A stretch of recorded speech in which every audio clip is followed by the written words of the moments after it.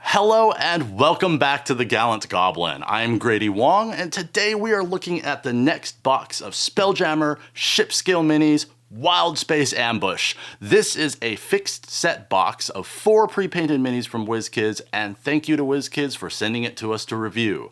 You can see our overview of the ship scale minis and our review of the first Welcome to Wildspace box in the eye in the corner of the screen.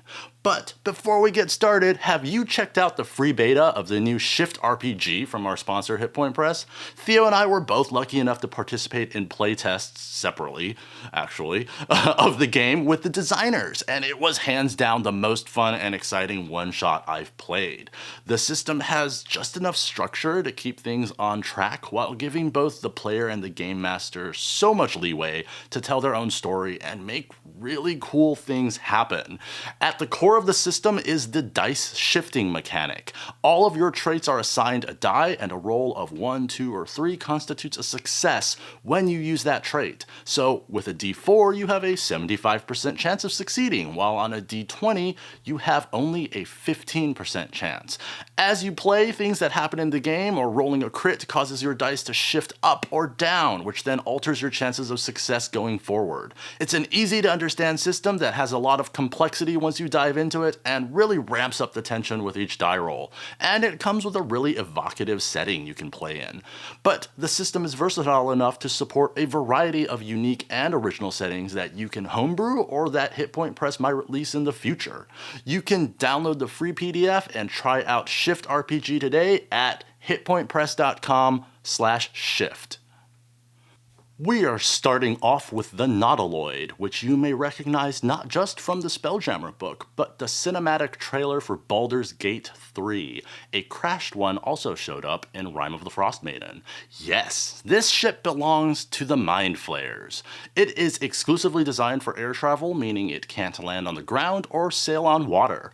It has a teleportation ability that can take it not only to another location in its current plane of existence, but to another plane altogether. Those long tentacles aren't for show either, as they can grapple a huge or gargantuan creature. Very cool. Next is the Flying Fish, definitely an animal theme going on with the ships in this set. These are the second most common type of spelljamming ship you are likely to encounter after the Space Galleon, which had a figure in the Welcome to Wildspace box. It's got a wooden hull and can sail on water, which is where those fancy fins come in handy.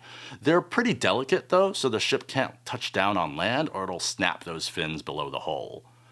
Then we have the Nightspider. If you're thinking the spider theme means this ship is crewed by ettercaps, you would be wrong! These ships belong to the Neogi, who like to hide and ambush other ships and capture their crews.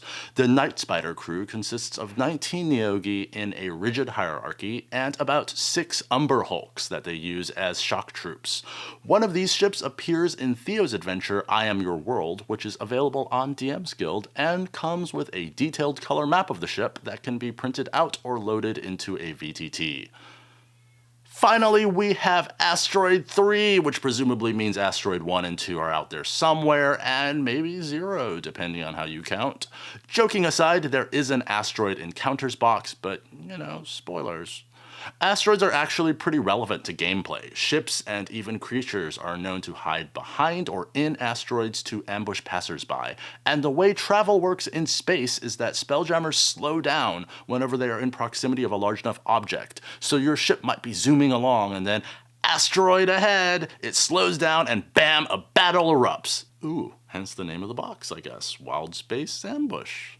Like the Astral Elf Patrol box that we have reviewed, this is another set that I actually do like.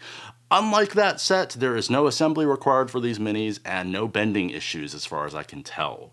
Wildspace Ambush is a coherent and thematic set with one ship, the Flying Fish, that your players may well be using for a large part of an adventure.